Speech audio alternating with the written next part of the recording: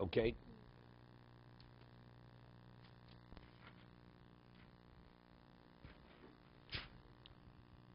We left off 252.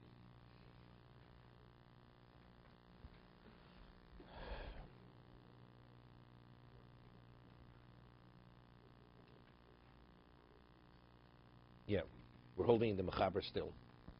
Let's start over again. 252. Mitzvahs lulav vayom v'lo b'laylo. The mitzvah of lulav is only during the daytime, not the nighttime. Chalayom koshel tilas lulav. One is able to take the lulav any time during the daytime. Shim lo notal shachris yitilei achakach. One doesn't take it first morning. You take it later in the day. Umikol dim the mitzvahs. However, when it comes to mitzvah, one should do it with zeal, and one does it earlier. And therefore, when does one take the lulav? In the morning. For that reason, based on Zrizim Act, there's a famous, I once mentioned, named Reb Chaim Brisker. A person's a moel. You have one moel in town, and you have two children who have to be circumcised. One is a milish bismano, one's a milish lo bismano. Right? One, you're already delayed. It's already, the child wasn't well, so today it's the 10th day after the child was born. The other child, it's the 8th day. Which child should he circumcise? Should he circumcise the 8th-day child first, and then 9th, or no, the 10-day child, and then the... Enough time to do both. Just the question, which should he do first? Right? So he says he should do the child that's shlo bisman first. Why? He says because the only reason why you do it early is the reason makdim the mitzvahs. Why do you circumcise first thing in the morning? Because it comes upon you, you should attend to it immediately, without delay. But over here, every moment you don't circumcise that child, father, once the 8th day passes, every moment the father has an obligation to make sure that child is circumcised. So, therefore, time's of the essence. The other, you have a full day. You should do it as soon as possible. But if you delay, are you in violation of it? You're not in violation of anything. Therefore, Chaim says, therefore, the shlo bismano should take precedence over the bismano. That's Reb Chaim's ruling. As long as you're able to get both in on the same day. If you're not able to get both in on the same day, you can, because one is a bittul mitzvah. You're gonna pass on the mitzvah of the 8th day. But if you're able to get both in on the same day, on the 8th day, then you should first circumcise the child that's been delayed, and then the 8th day child. Because it's only the concept is reason, like the mitzvahs.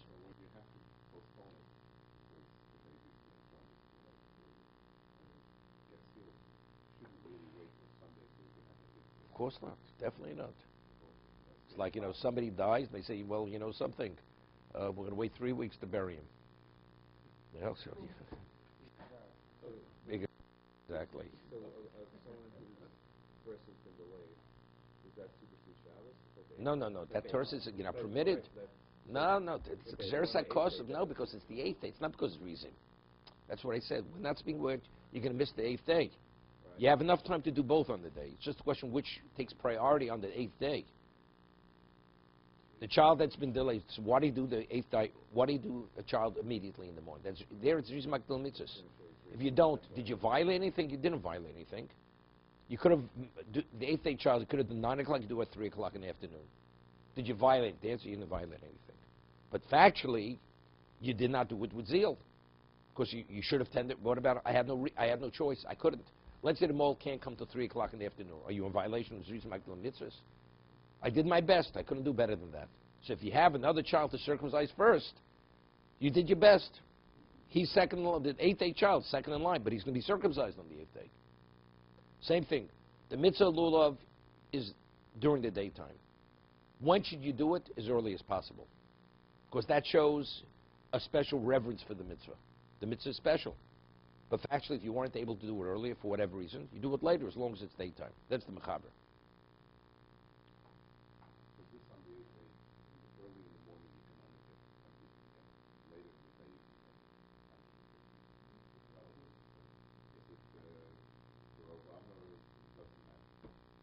It's not simple.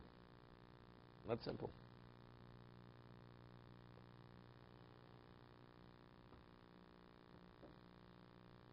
I'll give you an example. Let's say a person does a bris, and the father of the parent has to come in from out of town. They can't come in until 3 o'clock in the afternoon.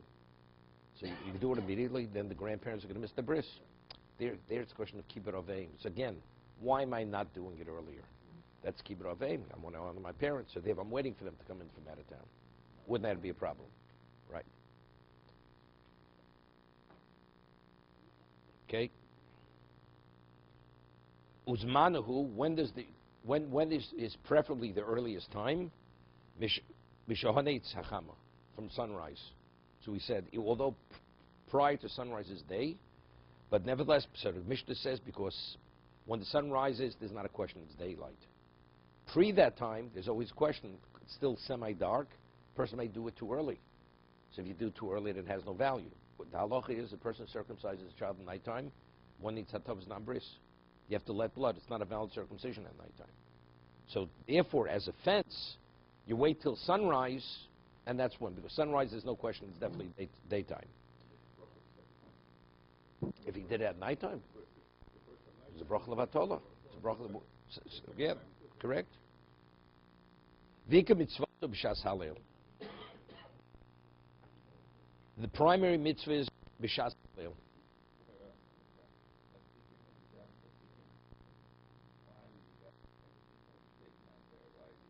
Based on the pasuk, Gemara in Brachos cites a pasuk. It says, "Yeruchem Hashem." Hashem says, "I want to see you with the sun. As the sun rises, that's when I see you." So since Shmon Esrei is an audience with Hashem, see Hashem with the sun. Okay. Has to rise early because he has to travel. The dawn, he could take the lulav, not a problem. A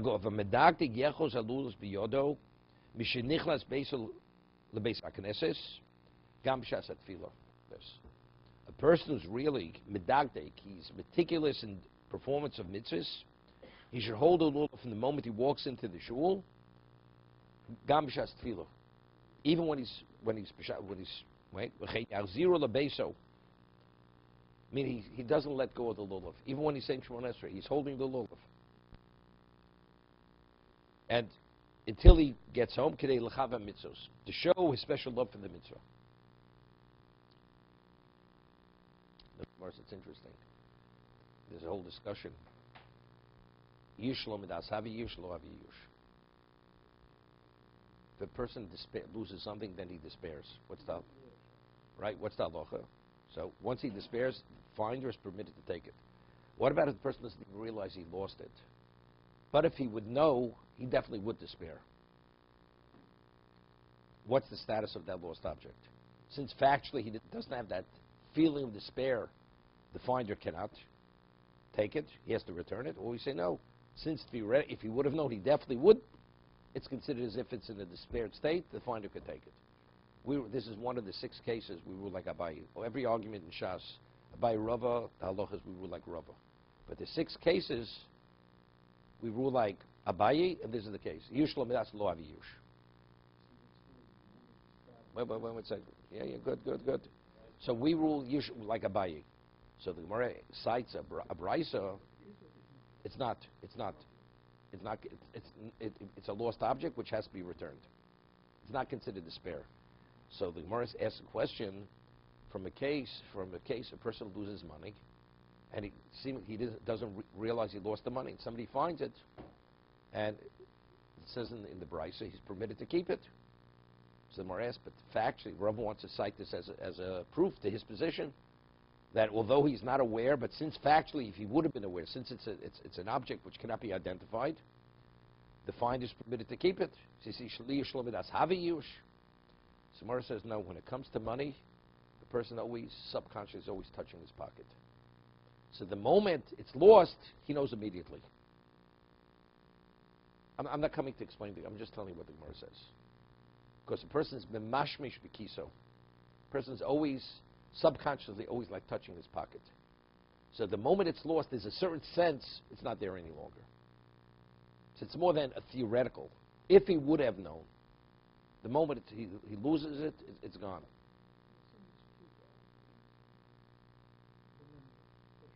Good. Same idea. No question. So I'm saying, so what does one always touch on a subconscious? Something that you endear, something that's considered special to you, value. right? On a subconscious, you're always in touch with it. So he says, what's the reason why you walk into the shul, you hold a lulav? Even in Shemon Esrei, until you get home, you're always holding a lulav. Kidei lachavi v'mitzvos, to show your endearment for mitzvahs. What do you kiss a mezuzah? There's no halacha you're supposed to kiss a mezuzah. What do you kiss a Sefer Torah? Right? It's only to show your love for that it's something special. Yeah, you touch it. Also, it's an endearment. You kiss it because it's something special. Yeah. What? The Gemara says that the people in Yerushalayim, time of the Gemara, all day they would hold that lulav. But now. You're not supposed to. They walk around with the lulav all day. Yeah, the Gemara says the Hasidim, Rishonim, they would walk around with all day. The reason that the Ramah says, because you don't show your love in a location where in the presence of Hashem. Of course, there's a location. I'll give you an example. You have a display of love. It's like there's halacha that if you have a person who's truly you have a person who's a Gadol Hador, leading Torah sage, and he has a certain level of acknowledgement, and somebody else is much less. And normally, you acknowledge that other person with that title.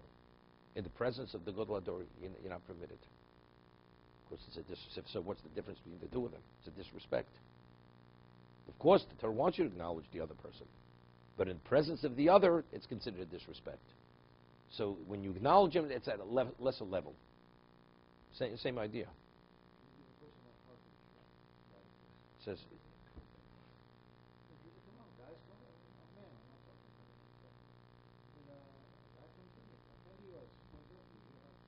yeah, probably.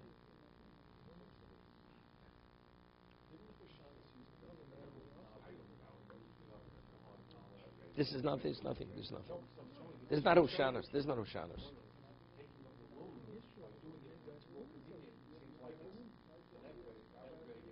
That's not the reason why they don't do it for that reason. Not because it's more convenient. The reason why they do it then is because based on a Kabbalistic level, that's when you're supposed to do it earlier. Okay.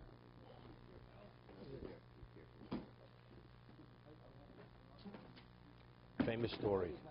There was a person who just passed away in Israel. Yeah, I got a story for you guys. When you leave here, you'll remember the story. I know about what we learned, but the story you'll remember. Right?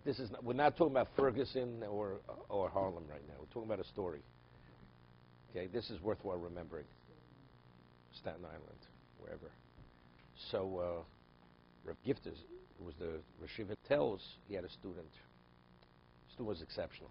Just passed away in Israel. He was in his upper 70s. Wasn't where he had cancer. And he knew Shas, the student. Really, he learned 20 hours a day. Didn't waste a minute. So he comes into the Beis Medrash when he was in Cleveland still.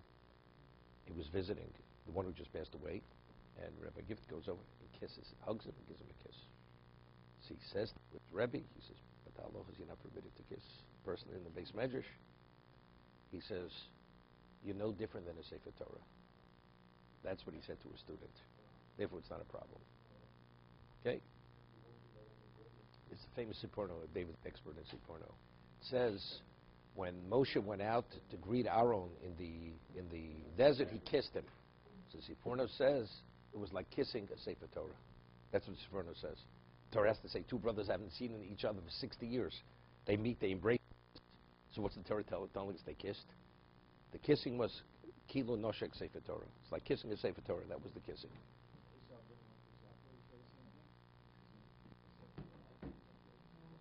He wanted to bite him. Okay. Okay.